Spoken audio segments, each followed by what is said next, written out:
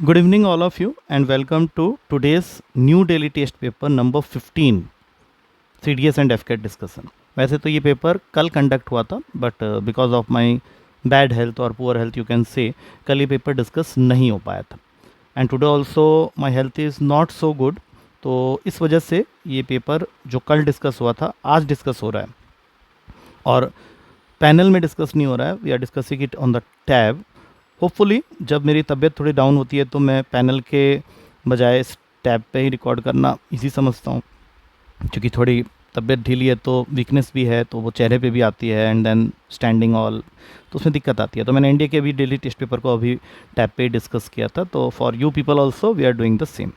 अब इसके बदले में अब कल जो तुम्हारा वीकली टेस्ट था वो नहीं होके डेली टेस्ट पेपर ही रहेगा, इसका 16 नंबर होगा. एंड फिर इसकी डिस्कशन 16 नंबर के डिस्कशन कल करेंगे. So there is no such weekly test paper this week, अगले वीक से फिर वो शेड्यूल्ड हो जाएगा. तो लेट्स स्टार्ट आवर टुडेस या यस्टरडेज पेपर डिस्कशन. पर स्टार्ट करते हैं. तो आज कल के पेपर का पहला क्वेश्चन था रूट का a to the power of b अगर 5b प्लस ए स्क्वायर के इक्वल है तो a और b क्या होगा. ये सबसे इजी क्वेश्चन है, तो you can do it with the option itself.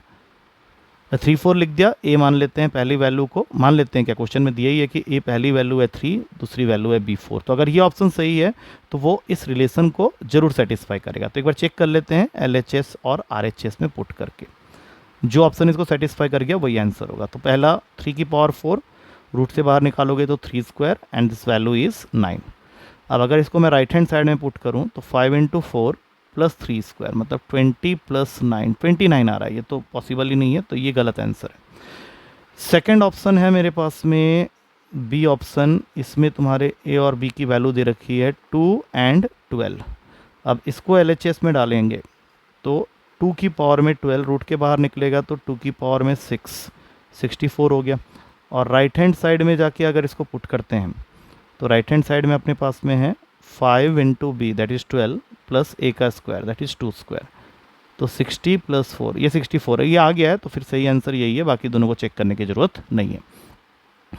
अब चलते हैं अगले क्वेश्चन में. अगला क्वेश्चन है तुम्हें x और y की वैल्यू दे रहा है और पूछ रहा है y in terms of x, मतलब y की वैल्यू x के टर्म्स में क्या होगी. तो जो भी x की वैल्यू हमें दी हुई है वहाँ से पहले k की वैल्यू निकाल लेते हैं, जो कि आएगा x प्लस 2/2, और इसको उठा के जहाँ पे भी 4 के साथ में k अटैच है वहाँ पे पुट कर देते हैं.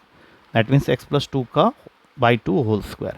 तो ये बन गया 4 इंटू एक्स प्लस 2 का होल स्क्वायर अपॉन में 4, दोनों को काटेंगे और फाइनल आंसर आ गया y is equals to x plus 2 का होल स्क्वायर. ये हमने एक्सप्रेस कर लिया है, c is the correct answer. अब चलते हैं अगले क्वेश्चन में. अगला क्वेश्चन LCM HCF का है, and for this type of question we always have our formula ready. HCF into LCM is equals to product of the two numbers. तो हमारे क्वेश्चन में HCF है 51, LCM है 1530. तो हम दोनों नंबर्स को, चूँकि HCF 51 है तो दोनों नंबर्स को 51A और 51B लेट कर लेते हैं. ये मैंने पहले भी कई बार बोला हुआ है. अब ये 51 इसको कट कर देगा और AB आ जाएगा 30 के इक्वल. तो तुम्हें सिर्फ ये सोचना है कि A और B की ऐसी कौन कौन सी वैल्यूज़ हम ले सकते हैं जिससे कि प्रोडक्ट 30 आ जाए. तो 1 और 30 में मुझे कोई प्रॉब्लम नहीं दिख रही. 2 और 15 भी ले सकते हैं क्योंकि इनका कॉमन फैक्टर कुछ नहीं है. फिर 3 और 10 भी ले सकते हैं, कोई दिक्कत नहीं होगी. और फाइनली 5 और 6 भी ले सकते हैं, इसमें भी कोई दिक्कत नहीं है. तो टोटल कितने पेयर्स बन गए? 4 पेयर. तो आंसर हो गया सी ऑप्शन. अब चलते हैं अगले क्वेश्चन में. अगला क्वेश्चन कंबाइंड एवरेज का लग रहा है मुझे, क्योंकि इसमें 3 अलग अलग कैटेगरीज के ट्रीज़ हैं जो कि कोकोनट प्रोड्यूस करती हैं. तो x प्लस 2 ट्रीज़ 60 नट्स देती है per year, plus x trees 120 nuts देती है पर ईयर, और x माइनस 2 ट्रीज़ 180 नट्स देती है पर ईयर. होल अपॉन में टोटल ट्रीज़ को ऐड कर दो तो ये सिर्फ 3x आएगा, because x plus 2 plus x minus 2, तो ये 3x होगा. और ये एवरेज यील्ड जो है वो 100 दिया हुआ है. तो अब यहाँ से इसको सिंपली सॉल्व करना है. तो 300x is equals to 60x plus 120, क्योंकि फाइनली x निकालना है. यहाँ पे 120x और सबसे लास्ट में 180x माइनस का 360. तो 180 120 60 ये टोटल मिला के हो गया 360x, और यहाँ नंबर्स की बात करें तो माइनस का 240. तो ये इधर आके बन जाएगा 60x इज इक्वल्स टू 240. तो x की वैल्यू हो गई 4. पहला ऑप्शन ही सही है, so first is the correct answer. अगला question, a student on his birthday distributed on an average 5 chocolates per student. Okay. If on the arrival of the teacher and the headmaster to whom the student gives 10 and 15 chocolates respectively. अच्छा, जब बच्चों को वो बांट रहा है तो हर बच्चे को वो दे रहा है 5-5 चॉकलेट ईच. लेकिन जब टीचर और हेडमास्टर आ जाते हैं तो student gives 10 and 15 chocolates respectively, मतलब 10 टीचर को दे देता है और 15 हेडमास्टर को दे देता है. इससे एवरेज चॉकलेट डिस्ट्रीब्यूटेड पर हेड इंक्रीजेस टू 5.5. ओके. तो सबसे पहले तो देखो, अगर n नंबर ऑफ़ स्टूडेंट्स हैं तो हर किसी को अगर वो 5-5 चॉकलेट इनिशियली दे रहा था तो टोटल चॉकलेट्स जो डिस्ट्रीब्यूट होंगे वो 5n होंगे. अब इसमें क्या हुआ कि 2 टीचर और आ गए, मतलब 2 बंदे, एक टीचर और एक हेडमास्टर आ गया. मतलब अब टोटल स्ट्रेंथ जो हो गई है टीचर्स को मिला के वो n+2 हो गई है. और इससे चूँकि उसने टीचर को 10 और हेडमास्टर को 15 चॉकलेट्स दिया, मतलब यहाँ पे तो 25 लिखना ही पड़ेगा. तो इससे तुम्हारा जो एवरेज चॉकलेट पर हेड है जिसमें टीचर और हेडमास्टर भी इंक्लूडेड है वो बढ़ के 5.5 हो गया. अब वो बढ़ा किस लिए? क्योंकि उसने टीचर और हेडमास्टर को ज़्यादा चॉकलेट्स दिए हैं और इनका जो डिफरेंस होगा वो 25 के इक्वल होगा. अब इसको यूज़ करके स्ट्रेंथ ऑफ द क्लास तक पहुंचना है, जिसको मैंने यहाँ पे लेट कर लिया था स्टार्टिंग में ही कि n तुम्हारा स्ट्रेंथ है, इसमें टीचर और हेडमास्टर इंक्लूडेड नहीं है. तो ये हो गया 5.5 into n plus 11 minus 5n is equal to 25. यहाँ से आ गया 0.5n इज इक्वल्स टू 24, मतलब n/2. 0.5 का मतलब n/2 होता है, इज इक्वल्स टू 24. तो n आ गया तुम्हारा 25 इंटू 11 इज 14. तो 14 इंटू 2, करेक्ट आंसर इज 28. तो strength of the class is 28. अब चलते हैं अगले क्वेश्चन में. वेरिएशन का क्वेश्चन है. X square is directly proportional to y cube, that means x square is equals to k y cube. अब कोई के को निकलवाने के लिए उसने तुमको 2 वैल्यूज़ दी हुई है. एक है x इक्वल्स टू 6 होने पे y इक्वल्स टू 3 है. तो यहाँ पे आ गया 36 is equals to 27 k times of, और k की वैल्यू आ जाएगी 36/27, जिसको 9 के टेबल में कट करके लिख सकते हैं 4/3. अब यही रिलेशन को अगेन पुट करेंगे, x square equals to k y cube, और k की वैल्यू डाल देंगे, दैट इज़ 4/3 वाई क्यूब. अब क्रॉस मल्टीप्लाई कर लो तो आंसर आ गया 3x square is equals to 4y cube. ये डी ऑप्शन में अवेलेबल है. हाँ, अब ये देखो, ये बहुत प्यारा क्वेश्चन था पेपर का. तुम्हारे पास में एक प्रीसियस स्टोन है जिसकी वर्थ है 6800, और ये प्रीसियस स्टोन अगर ये है, इसका अपना एक वेट है, तो ये गिरने के बाद 3 पीसेस में ब्रेक हो गया, और वो 3 पीसेस जो है वो अलग अलग वेट में बट गए.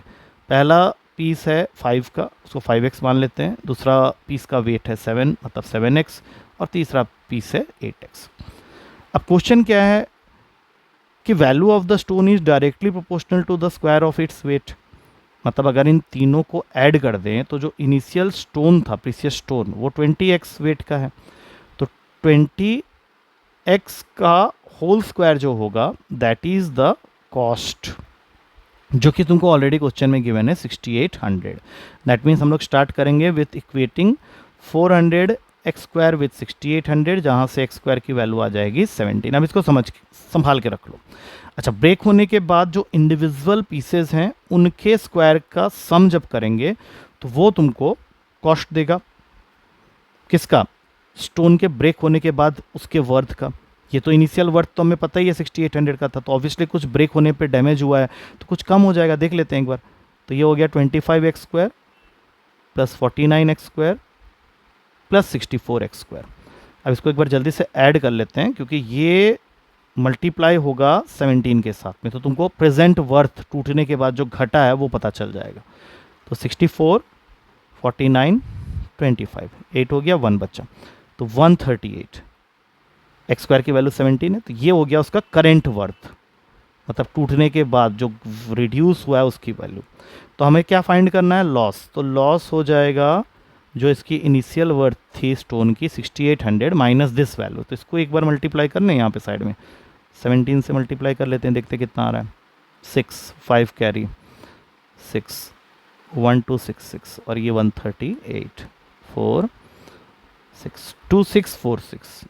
अब 2646 को 6800 से माइनस करोगे तो आंसर मुझे दिख रहा है यहाँ पे, साफ साफ दिख रहा है 4454 है, क्योंकि मैंने यूनिट डिजिट को चेक कर लिया था. 10 - 6 4 होता है, और कोई ऑप्शन में है नहीं, तो सीधा टिक मारो उसको. Next question time and work का है. ये फॉर्मूला लगने वाला है N1 D1 T1 upon W1 is equals to N2 D2 T2 upon W2। अब इसके अंदर में वैल्यूज़ को फिट करते हैं according to the question. 10 man, N की जगह आ गया, कट 15 ट्रीज, तो ये तो वर्क है, नीचे डाल दो। टाइम, डी इसमें था नहीं, इसको D1 D2 को हटा के टाइम की जगह 2 hours. If 2 man leave the job, 10 में से 2 आदमी चले गए, मतलब 8 आदमी काम कर रहे हैं। हाउ मेनी ट्रीज, ट्रीज मतलब वर्क 2 पूछ रहा है, will they cut in 3 hours. Simple है, बहुत सिंपल क्वेश्चन ये तो। 5 के टेबल में 2 और 3 में 2 2 4 2 इससे कट जाएगा, तो W2 की वैल्यू आ रही है, इन तीनों को मल्टीप्लाई कर दो, 2 into 3 into 3, that means 18 trees cut हो सकते हैं। B is the correct answer. अगला question 9th, 10 men 10 m can do a piece of work in 10 days, तो ये तो पूरा काम ही हो गया तुम्हारा। Whereas it takes 12 women to finish it in 10 days। अब ये मैंने रिलेशन लिख तो लिया है, पर इससे हम लोग को क्या करना है, मैन और वुमेन के बीच का रिलेशन निकालना है। तो यहाँ से आ जाएगा 5 men is equals to 6 women. अब तुमको क्या करना है, 10 men इंटू 10, मतलब यहाँ पे तुमको पहले इसमें तुम 2 काम कर सकते हो, या तो मैन के फॉर्म में अगर क्वेश्चन को करना है तो नेक्स्ट स्टेप में क्या करो, जहाँ पे पूछा गया है 15 मैन प्लस 6 वुमेन मिलके कितने दिन में काम को ख़त्म करेंगे, तो 15 को रहने देते हैं, 6 वुमेन मतलब 5 मैन एक्स्ट्रा हो गए, मतलब 20 मैन काम करेंगे तो कितने दिन में होंगे। अच्छा काम कितना है, यहाँ से देख लो, 10 इंटू 10 100, तो 100 को अब तुम डिवाइड कर दो 20 से, ये क्वेश्चन हमने किया था क्लास में इस तरह का, तो 5 डेज में ये काम खत्म हो जाएगा। तो करेक्ट आंसर इसमें 967, मैंने 6 दे दिया था गलती से, तो उसको करेक्ट कर लेना, D is the correct answer, क्योंकि 5 कहीं है ही नहीं ऑप्शन में, तो D is the correct answer. अब चलते हैं आखिरी क्वेश्चन में। ये ट्रिकी क्वेश्चन था, अगर तुम इसके मतलब को समझ लेते, if your English is strong, तो ये क्वेश्चन में कुछ खास नहीं है। क्वेश्चन क्या कह रहा है कि ये teacher gave the simple multiplication exercise to the kids, but one kid reverse the digits of both the numbers, मतलब टीचर ने बच्चों को 2 डिजिट के नंबर को मल्टीप्लाई करने के लिए बोला था, बट एक बच्चे ने क्या किया कि डिजिट्स जो नंबर्स के थे, ओरिजिनल नंबर्स के, जैसे मान लो AB और CD को मल्टीप्लाई करके एक आंसर आना चाहिए था, तो बच्चे ने क्या किया, इसको उल्टा करके मल्टीप्लाई कर दिया। स्ट्रेंज थिंग ये हुई कि इससे जो आंसर आ रहा है और इससे जो आंसर अभी आ रहा है, ये दोनों सेम निकल आए। यही बात आगे लिखी हुई है, and carried out the multiplication and found out that the product was exactly the same as the one expected by the teacher. तो which one of the following pairs of number is that, तो इसमें तुम check करके ही find out कर सकते हो। जैसे 14 है, 14 इंटू 42 करोगे और इसको उल्टा कर लो, 41 इंटू 24, तो यहीं से पता चल रहा है कि इसका तो 8 आ रहा है यूनिट स्पेस में से 4 आ रहा है, तो प्रोडक्ट तो सेम आएगा नहीं, इसलिए गलत हो गया। 42 और 28, इसको उल्टा कर लो, 24 और 82, इसको भी आगे चेक करने की जरूरत नहीं है, क्योंकि 8 2 ज़र 16 और यहाँ 4 2 ज़र 8, ये भी नहीं देने वाला। 1963, तो 19 और 63, इसको उल्टा करेंगे 91 एंड 36, इसमें भी करने का मतलब ही नहीं बनता, 9 3 ज़र 27 है, यहाँ 6 आ रहा है, 6 1 ज़र, ये भी गया। अब लास्ट वाला जो कि सही आंसर है, तो 13 एंड 62, और इसको उल्टा करोगे तो 31 एंड 26, तो यहाँ पे पहली बार मुझे 3 2 ज़र 6 और यहाँ पे भी 6 दिख रहा है। एक बार पूरा कर ही लेते हैं, 26 13 6 ज़र 78 होता है, यहाँ पे ये हो गया 18 और यहाँ पे ये आ जाएगा 62, तो देख लो ये आंसर तुम्हारे दोनों सेम आ रहे हैं, तो 1362 इज़ द करेक्ट आंसर। तो I think with this we come to the end of the discussion of today's daily test paper या यस्टरडेज डेली टेस्ट पेपर। तो एक बार सॉल्यूशंस को देख लेना, चूँकि टैब में बनाया गया है, तो हो सकता है किसी में कोई डाउट रह जाए, but I don't think so ऐसा कुछ होने वाला है। ठीक है, तो कल मिलते हैं कल के पेपर के डिस्कशन के साथ। Till then take care and thank you to all of you.